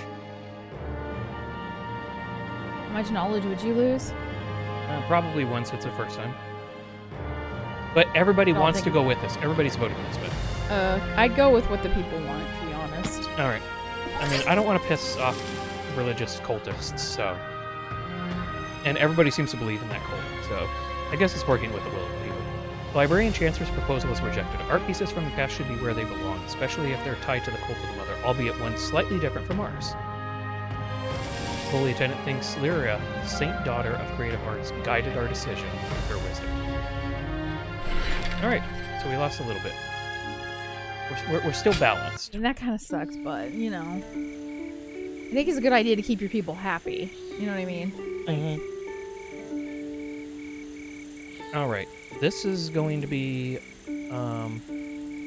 knowledge and this is prestige, right? Wealth. Yeah. This is going to be knowledge and wealth. Let's go with it because we can gain some knowledge off of that, ideally. Laszlo. Laszlo. A botanist requests funds to study the poisonous red cacti covering a small area of the Ivory Desert. Some believe them to be tears left behind by Orsol, the saint daughter of strength, when she took the burden of human brutality upon herself to free us from it. Way to go, her. Can we fund Laszlo's research into the red cacti? Yep. And most agree with us. And we will be able to get an alliance, it looks like. More knowledge is always a good thing. We authorize Laszlo to take some samples of the red cacti, and we provide the means for him to do so. Laszlo discovered that the cacti are very sturdy and need little water. They can grow almost anywhere, and if boiled, prove to be healthy and nutritious. Ooh, it looks like we probably got some welfare out of that, too. Did we get in some welfare? No. It's just general knowledge. Okay, so we have enough to ally with these. Let's go ahead and take a look at that. So if we ally with you, we will piss off these ones. But that's okay. I'm not too upset about pissing those ones off. But if we ally with you, we'll be pissing off the ones that we really want to work with. And what was your stuff? What are you about? Feel our sting. Ooh. You really don't like the kingdom. I didn't trust them at all. I mean, it's not like I distrust them as much as I distrust these ones, but... And then you are... Nothing is as it appears. Yeah, I don't like the people that I'm building up reputations with, or relations with. I would rather get different alliances. Yeah, let's forget about that.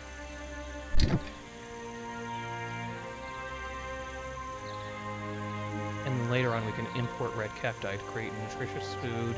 In case of prolonged siege, they lose their characteristic gray color and growing in mild climates such as... Yeah, so we would spend a little bit of cash and we would get a lot of food and stuff. Yeah, that's something that we'll look at later. Alright, muddling through. Expedition is still wandering through the mud. This is going to be probably spend cash and food. Probably going to be a spend thing. Yeah. Sometimes you gotta spend money. To lose money. Yeah. The expedition is still wandering through the muddy swamp. They need a substantial resupply to overcome the swamp's dangers and make it through. Do we send resources to the expedition? Yes. And they agree. And oh, it looks like we're actually going to gain welfare on that, even if we are losing. We spare no expenses and set up a supply chain to deliver with deliveries of food and tools to help the expedition traverse the swamp safely. After long and exhausting hardship, the explorers managed to cross the hellish swamp alive. Way to go, us. A Yay. temple worth its weight in gold. After all the trials and tribulations of their journey, the expedition reaches a deep jungle. Things go relatively smoothly from then on. Despite the hardships of travel, the exhausted voyagers eventually reach a grand golden temple. The structure is entirely coated with thick plates of the finest gold, and the expeditioneers wonder in awe where so much gold comes from. The temple looks abandoned. Round. Sorry. It comes from the gold tree. The gold tree just grew over there. And in ruin. And there is no trace of the fabled fountain of flowing gold from legends. Well, it's probably flowed all over this. But the temple walls are intricately inscribed and worth studying. A long but safe route is established to allow groups of our most eminent scholars to visit the incredible temple and learn its secrets. Way to go, us! Yay. Woohoo! Get applause for me. Oh, you know I have applause. So, we need Yay. to try to stop losing cash. Because we're going to kill somebody if we keep losing cash. You know what, though? Finding a giant mountain of gold should probably make this start going this way. But, you know, whatever. I'll accept it.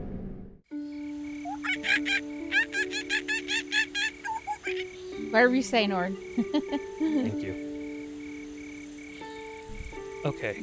A temple worth its weight in gold. Enthused but unsubstantiated rumors blow out of proportion. This is going to be cash and... this one is prestige, right?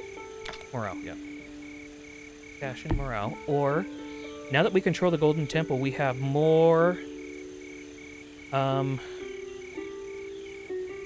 let's hope this gives us cash. If I select wrong, then... Now that we control the temple, we have more funds to spend. Okay. People want to organize a festival, but the High Commander believes that money would be better spent to upgrade and refit the army with new weapons, as we have become a more tempting target. Oh. We invest our funds from the Golden Temple in army improvements?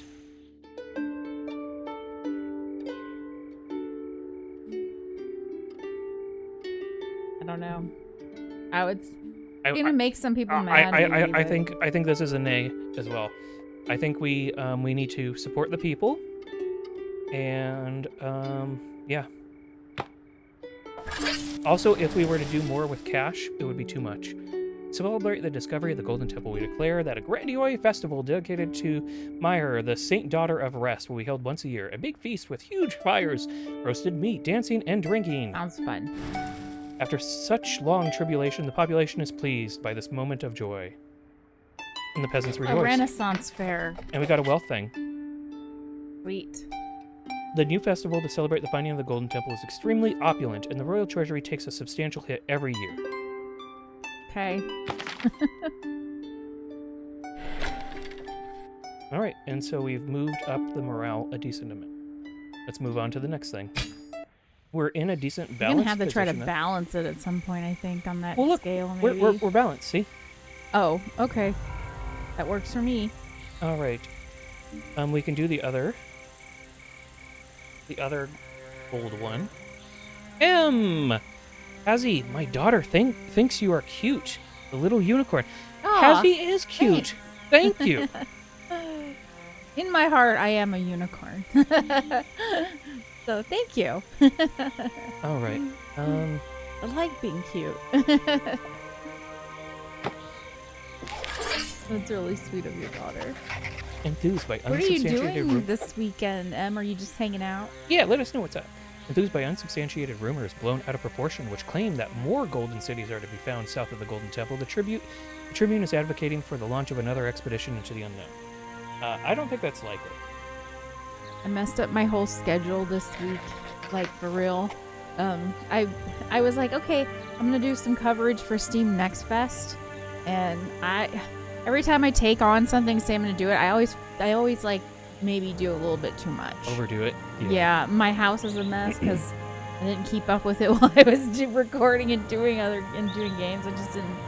I don't know why, but every time Steam Next Fest happens, I always forget that a lot of times those demos take longer than I expect them to. Yeah. Yep. Same. The cost and risk of such an endeavor are great and certain, while its success unlikely. Oh, okay. Yeah, I was about to say there's not much certainty, but I was misreading that. Okay. Do we launch another Golden City expedition? No. What? Yeah, I'm sorry. I'm voting against the council. Someone has to pour water over the small flames of irresponsible enthusiasm before fools feed it into a fire. A bit of malcontent is a small price to pay, definitely smaller than the monetary cost of such an ill-advised endeavor. Alright, I spent a lot of my stuff to vote against them, but I'm sorry, I don't think there's just another Golden City sitting out there. Yeah, I agree. And we can't just go around spending money on the belief that it exists. And that's why you should make them happy, so then when you need to spend money on something that you're like, no, that's ridiculous, you can. If that makes sense. So balance it. I don't know if that makes sense what I just said, but you know what I mean. Yeah. No, I know what you're talking about. Alright, we didn't unlock anything new there. So that we know. Alright. Our scholars made a rough interpretation of the inscription. Yes! Science! I like the science. Let's go for the science. Our scholars made a rough interpretation of the inscriptions of the Golden Temple. They reveal a complex ritual that allegedly allows the extraction of pure gold from human blood. Royal I can't Treasurer. see this going anywhere good. The Royal Treasurer believes mining the gold plates from the temple would be profitable enough and wants to erase the knowledge of this damnable ritual. Yes. I think that's a good idea. Do we destroy the hellish wisdom about the golden ritual? Yeah. Yeah. Yeah, I agree. I'm sorry. I like getting knowledge, but this knowledge could be used very, very poorly. Mm-hmm. So I'm actually going against what I was saying earlier in the game, where it's like, do you want all knowledge to be known? Well, there actually isn't gold in your blood, folks. But yeah, mining operations prioritize melting the huge plates of gold with the abominable inscriptions before the others. Knowledge of how to perform this ritual and its history will be forever lost. An unlimited mining complex. After we secured a safe route from Ankis to the Golden Temple, a huge caravan is sent to the south to set up the immense mining operation that will hammer down the ruins of the Golden Temple. After a few months of exhausting, but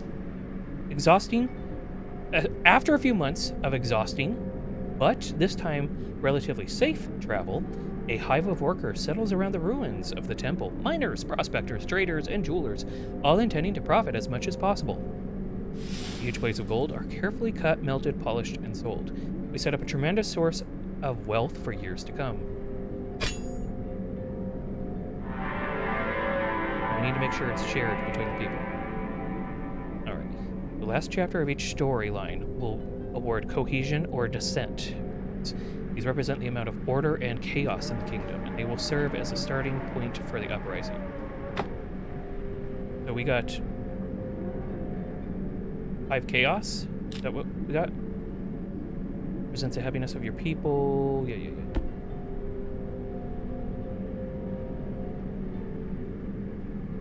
Okay. And we lost some knowledge. Well, at least we're getting into one of these areas. We want to be in these areas. So let's get stupider. But we need to start picking something up this direction. Alright. Unlimited mining complex. Unlimited mining complex. Okay.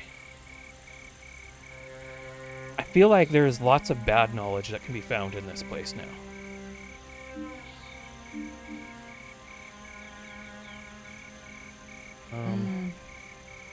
Okay. I never thought, like, knowledge about being bad knowledge. Yeah, well, this is like pseudo-spiritual, you know, whatever time. So they're like, hey, you know, sometimes you got to cut yourself open to let the blood out so that the demons can get away. It's like, no. For some reason, it reminds me of the excavation of Hobbs Barrow, because it was a bit about Gnosticism and stuff. It was weird. Very weird. All right. So this is about some miners getting caught stealing gold. Huge amounts of gold imported to the golden. This would give us some welfare. That would be good. And then the secret chamber was found while cutting open. This is probably going to be a lose knowledge, gain cash situation. So let's avoid that. Let's go with this. Or this, so we can look at getting our people supported by all this new wealth. Huge amounts of gold imported from the Golden Temple are having unexpected side effects. With so much gold around, the price of goods and services is greatly inflated. Oh. The cost of 1 gold coin now costs 10 or more, and the poor can't afford to buy food. Do we redistribute part of the gold to ease the effects of inflation? Yes. And it's going to cost me. It always does. Distributing gold to the population brings some relief to the poor. People are happy to be gifted gold, even if their purchasing power is not increased much compared to before, since the price of gold goods remains extremely high. Golden migrants. In our kingdom, even the poor have gold, but you can't buy much with it. Gold is more valuable in foreign countries, though, and many decide to emigrate and increase their living standards. Oh, crap. Oops. So a whole bunch of our people are leaving with the gold that we gave them. What's this? I don't know. We unlocked something.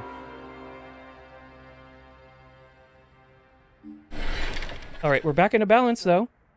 See, so we needed that. We do not have very much to be able to vote against the people from now on. So we're either going to have to pay them off or not vote against them. Well, maybe they shouldn't pick stupid stuff. I don't know. Maybe you should suck less. All right. Some translucent swamp wasps are found to lay their eggs in. So this could probably give us more welfare. So let's try that.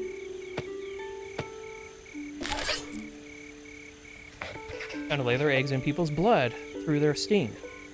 Okay. The malady gives no symptoms until the larvae start eating the victim's brain. Oh my god. Then carve a way out through their eyes. Ew. An excruciatingly painful death. Okay. The High Commander intends to weaponize the insects. Some fear we can't control them. Dude, yeah, I don't... Do we breed and weaponize the translucent wasps? Hell no. Why do they always want terrible things? Like, are you flipping kidding me, man? At least these ones are voting with me. We're really pissing off the people that disagree with us, though. They're like, weaponize the wasps. No. This is really going to move it that direction. We decree that these glass wasps need to be immediately squashed wherever they are found, informing people of the danger these insects will save many lives. All right, we got one of those again. And it looks like we might have hit the max, and we are in balance. Okay. There's more unlimited mining complex stuff that we can do.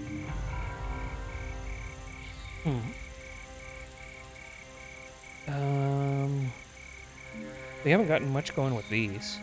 Let's see if we can get something going. The miners have been caught stealing gold from the temple. They say strange voices from below the temple compelled them to do it.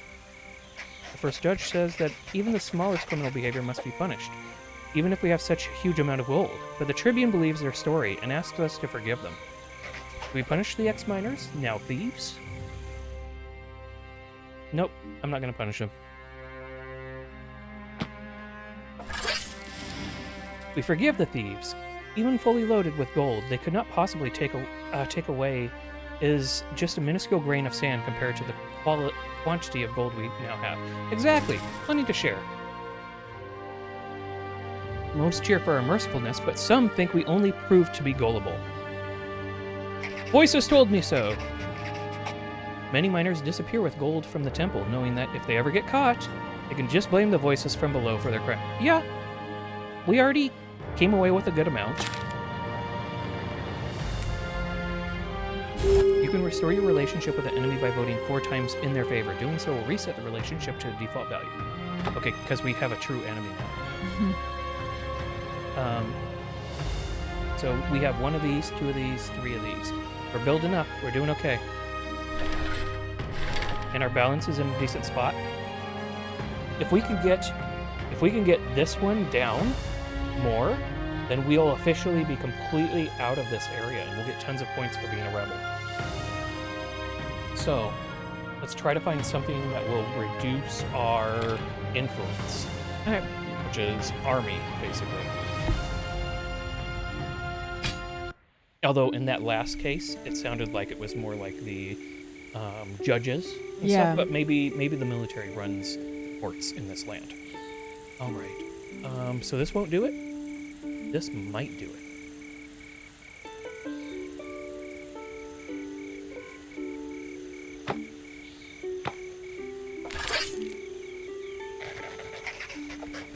The Gaunt Isthmus.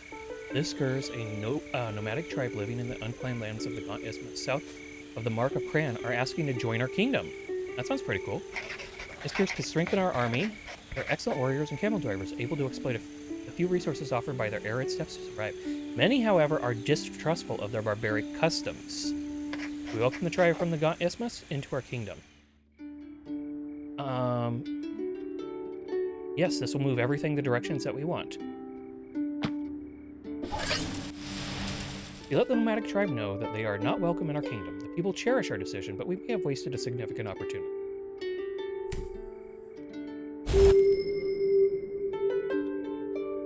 The thing is, I'm looking at this like the Federation. Like, you can't just join the Federation and have any values. You have to share the values of the Federation. And so, while I would be happy to work with them and let them join us, they have to share similar values to it. There we go, man. We are kicking butt with everything out of this stuff. All right. So let's get a king killed by throwing off our balance somewhere. And yeah. Secret chamber. We're gonna be losing knowledge here, I'm pretty sure. Secret chamber was found while cutting open the temple. It contains hundreds of golden leaves, minutely inscribed in an ancient language. The chamber now stands open. Scholar Litanius requests permission to move them to Libra for preservation and research. Our caravans are busy with bringing gold back. Do we order the scholars to move the inscribed golden leaves to Libra? So...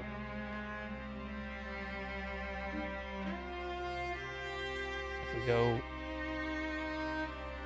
nay, we would be overwriting a couple.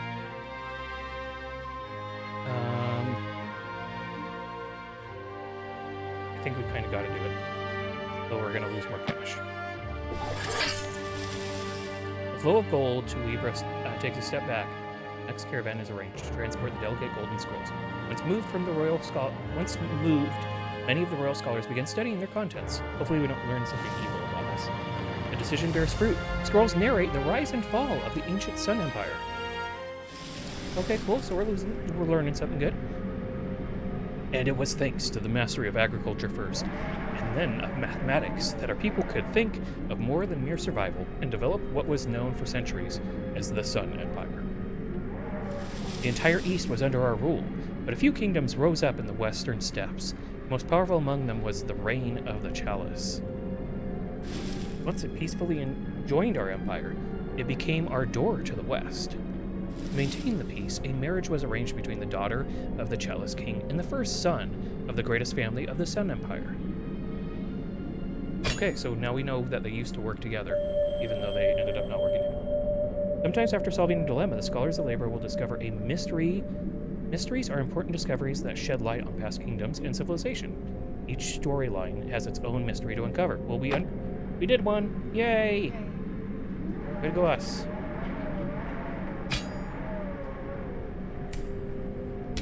And we got looks like we got a dead one.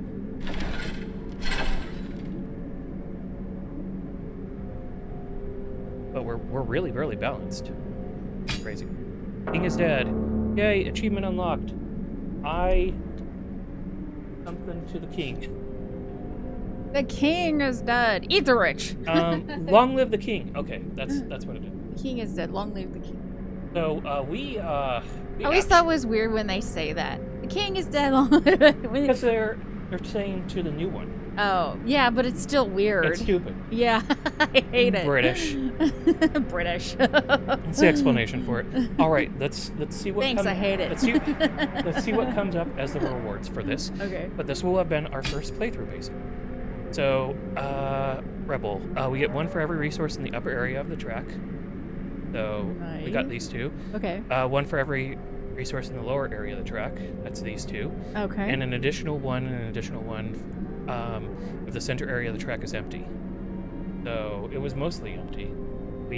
This didn't last, quite make this it. last one Yeah. is what pushed it back in. But we have a lot of these now. So way to go, us. Now we're back to influence.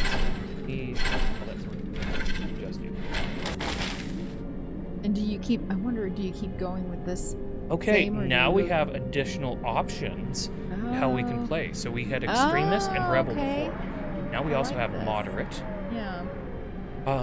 One for every white resource and one. So for it's every- not so black and white like it was when you start. Mhm. This is better. I like that. So you got to do that and open this. Okay, I like that. That's See, cool. like if you want to play opulent, Mhm. you want to be in there. Yeah. Rebel, you want to be on either of the extremes, like I. Yeah. Greedy, you want to be there. Opportunist, moderate, extremist. So, anyways, I like the rebel and moderate. I hope this saves. Don't just wait. Hopefully it's saved. Continue. Okay, good. So hey, what did you? The King's Dilemma Chronicles. I mean, What are your this thoughts? is interesting. Yeah, I like it. I think it's because they really focus on the narrative and the RPG aspect of it. So it is kind of like CK3, but less. I feel like there's less of the do this all this micromanaging stuff. It's more about the story. So I personally like that. So what do you think? I really like it too. It's very very choose your own adventure, Mm-hmm. but with like just. Okay, so you saw how we were unlocking stuff for additional playthroughs? Yeah. Like, it's choose your own adventure, but you want to go back and do it again. Yeah. Because new unlocks take place. Yeah. And So- then once you got all that, it's not so black and white. I think it will make it even more interesting. Yeah, like you can Yeah. play it in all these different ways and all sorts of stuff. So, technically speaking, it released like 11 days ago or 12. Yeah, so it's a fairly new game. Mhm. So, yeah. It's pretty well polished. I'm liking it. Taking a look at the reviews, it's mostly positive. It's coming in at a reasonable price at $15 via Steam, cheaper in other places. Would you be like- willing to do a review on this? I think you should do a Steam review. Yeah. Alexa, Yeah, definitely going to do a review on this one. This has been impressive. Yeah. I I mean, am- because it helps them if you put a review up on Steam. It'll Yes, help them. actually, that's very true. It does help these. But if you like the look of this game, please go and wishlist it. There is a link in chat. Also, I'm gonna put up this playthrough on YouTube, so go in the descriptions and there'll be a link there if you're watching us on YouTube right now, if you're interested in the King's Dilemma Chronicles. One thing I'd like to add here, Mhm. this is Big Trouble Game Studio, their first release. So What polish for our first release? Good job. Good job. Yeah. Like I didn't know this was their first release. Like this did not feel like herky-jerky or like laden with issues at all. And it made sense. and- Yeah. Yeah. I thought it was really I thought this was a company that had been doing this for a while, but well done. Yeah, I liked it. I thought it was good. Yeah, so I'm gonna put up this playthrough over on YouTube if you want to watch it as soon as I can next week. Mhm. And when I can, I will get Nord to do a review so that we can put up on YouTube as well, and I'll get him to put a review up on Steam. Maybe one day we'll have our own website and you'll do a written review, but for now that's what we're doing. But yeah, it sound good, Nord? That sounds excellent, Hazzie. Okay, I think we're out because I need to figure out recording some more for Steam Next Fest, And I need to eat. and Nord needs to eat. Okay, we'll see y'all later. Take care. Peace. Bye-bye. Bye.